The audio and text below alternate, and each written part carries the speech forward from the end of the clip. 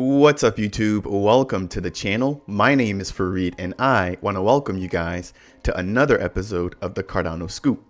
Now, if it's your first time visiting the channel, I aim to provide you guys in the Cardano community with the latest news, tutorials, and reviews surrounding the top projects within the Cardano ecosystem. And so if this type of content interests you, make sure to tap that like button. If it's your first time visiting the channel, consider subscribing. And if you have any questions or comments, then make sure to leave them down below. Without taking up any more time, in today's video, I first want to talk to you guys about the Vasil Hardfork, which as many of you know, is right around the corner. I also want to take a quick look at a consumer sentiment report, as well as an energy consumption report related to the Cardano blockchain.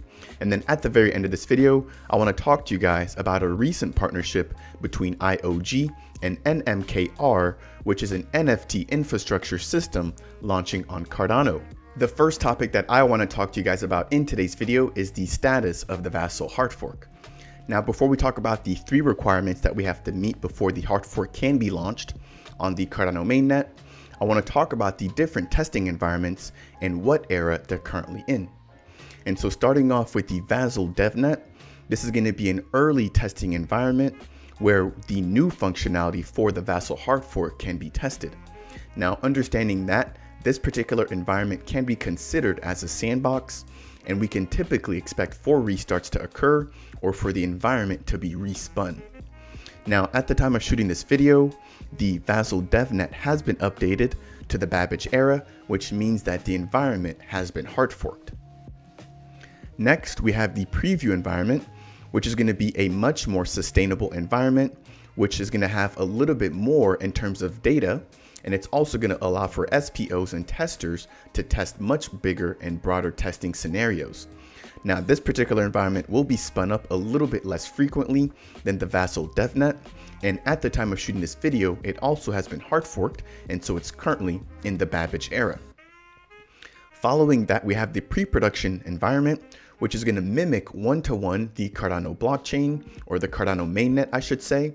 And so we're going to see this particular environment is rarely going to get restarted or respun. And at the time of shooting this video, it still is in the Alonzo era.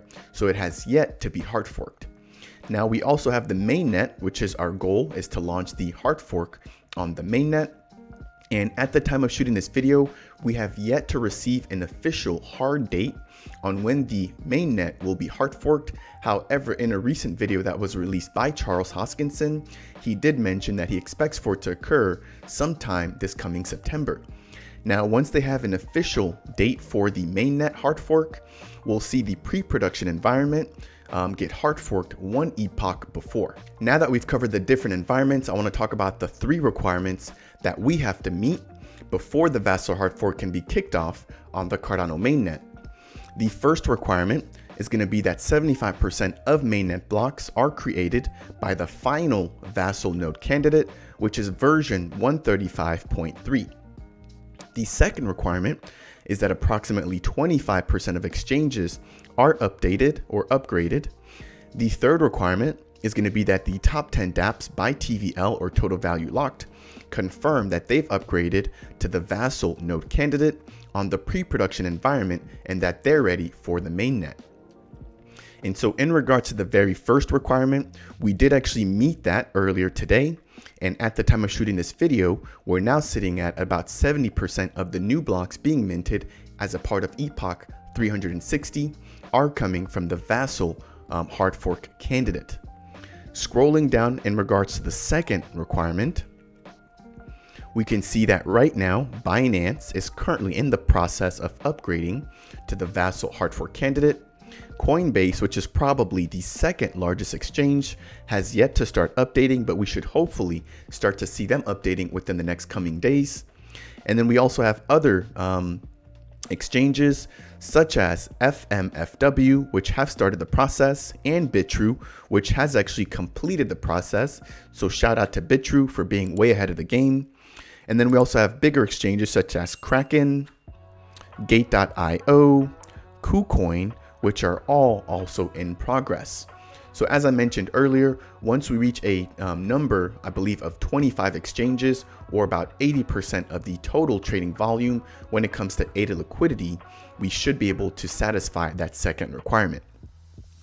Now, one thing I want to state here is that this document is updated in real time, so I'll leave a link to it down in the description below in case you guys want to check this out at a future date.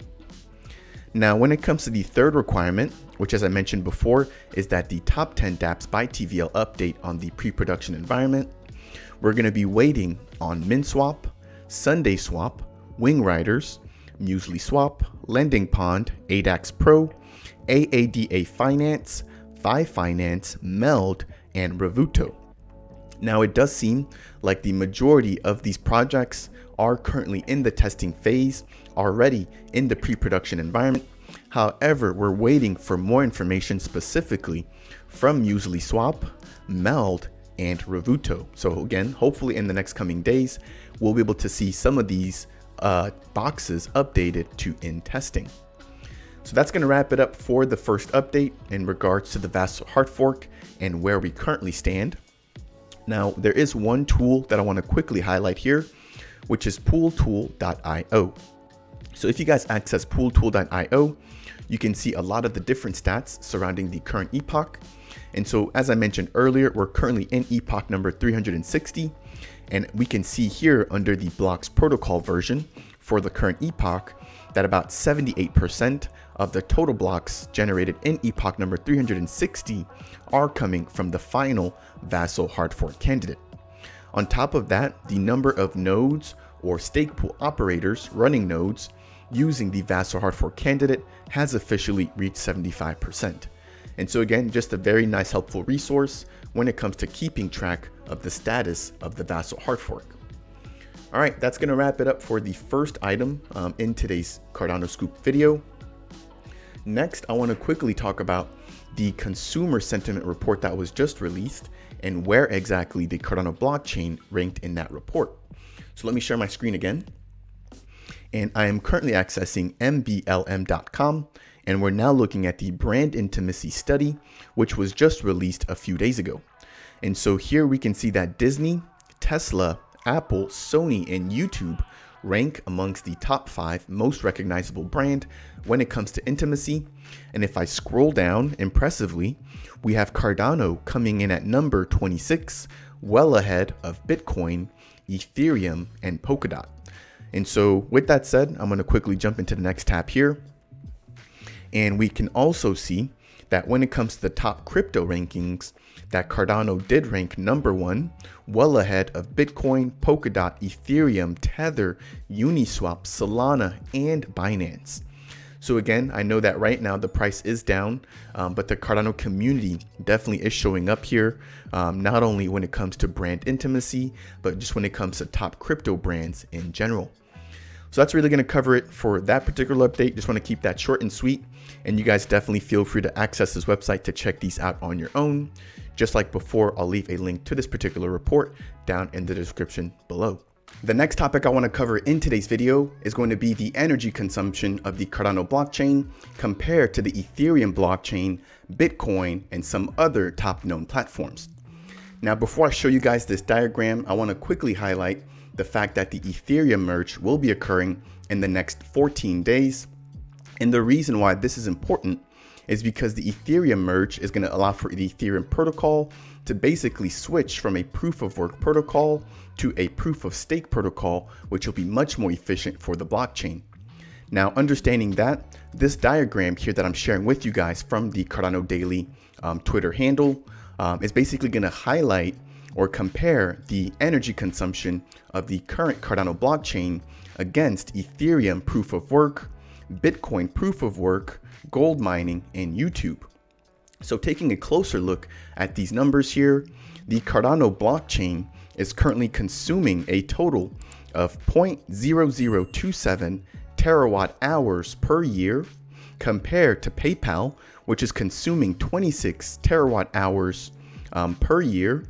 And so basically the Cardano blockchain is 100 times more efficient than PayPal. Now comparing Cardano's proof of stake to Ethereum's proof of work before they migrate to proof of stake, right now, Cardano is about 25,000 times more efficient than the Ethereum proof of work blockchain. Now, when it comes to Bitcoin proof of work, Cardano is currently about 45,000 times more efficient than Bitcoin. And then when we're comparing it to gold mining in YouTube, Cardano is about 90,000 times more efficient than those two different platforms. And so again, not only is the marketing for Cardano outstanding and the consumer sentiment outstanding, but the efficiency of the protocol as well is doing really, really good. Now, obviously, once we see Ethereum change over to proof of stake, the amount in which Cardano is more efficient than Ethereum will probably be reduced. But I'm really happy to see that Ethereum is finally taking the time to migrate or to update to proof of stake. So that's going to wrap it up for that particular update there as well. The last item I want to discuss in today's video is going to be the recent partnership between IOG and NMKR. And so as we can see here from this Medium article, IOG or Input Output Global, which is the company behind Cardano, and NMKR, the #1 minting and payment infrastructure on Cardano, have announced a new collaboration to drive awareness and adoption of NFTs. The collaboration has seen NMKR build a minting API for a new NFT ecosystem with the goal of making it as easy as possible for anyone to mint and engage with NFTs. So this is going to hopefully be able to get NFTs into the masses, and it should hopefully simplify the process of onboarding brand new projects into the NFT market. Now, NMKR is providing the technology on the Cardano blockchain, providing minting services, white label NFT drops, and also the ability for migrations and integrations of NFTs between the Cardano blockchain and other distributed ledger technologies. It does look like NMKR is not only focusing on Cardano, but they're focusing on interoperability as a whole, which is really good to see. And then as we can also see down here, the collaboration will see the integration of a new fiat payment option created by NMKR. Guys, this is huge news because now we're not going to have to worry about paying for NFTs specifically with ADA or with what other native tokens on another blockchain. You're now going to hopefully be able to integrate fiat and purchase NFTs directly using US dollars or whatever fiat currency you have available to you. It appears that the technology has already gained high-profile interest. Actor and comedian Martin Lawrence has created and launched his first NFT collection on the Cardano blockchain using the NMKR minting API. And so I did take a look at jpeg.store to see if I could actually find the Martin Reunion NFT collection, and I actually was able to find it. And so it's really cool to see here that Martin did actually launch an NFT collection directly on the Cardano blockchain. Now, this particular collection only had a total of about 30 NFTs, which all sold. And so right now they are reselling at a much higher price. But as a proof of concept, it is nice to see that the NMKR platform is working as expected. Now, in closing, I do want to highlight some recent comments about this partnership that were made by Charles Hoskinson, who is the CEO of Input Output Global. And so Charles stated here, this is an important step for IOG and their mission to basically build a better tomorrow for everyone through their technology. We're excited to be working with NMKR as they develop an entire minting and payment infrastructure ecosystem, making NFTs accessible for everyone. So that's going to wrap it up for today's video. We talked about the Vasil Hardfork, some recent consumer reports, and IOG's recent partnership with NMKR. A lot of great news and positive news as a whole for the Cardano ecosystem. And so, as I mentioned earlier, if it's your first time running across the channel, consider subscribing. If you guys found some benefit out of today's video, then please make sure to tap that like button. And if you have any questions or comments about any of the content covered in this video, then make sure to leave a comment down below.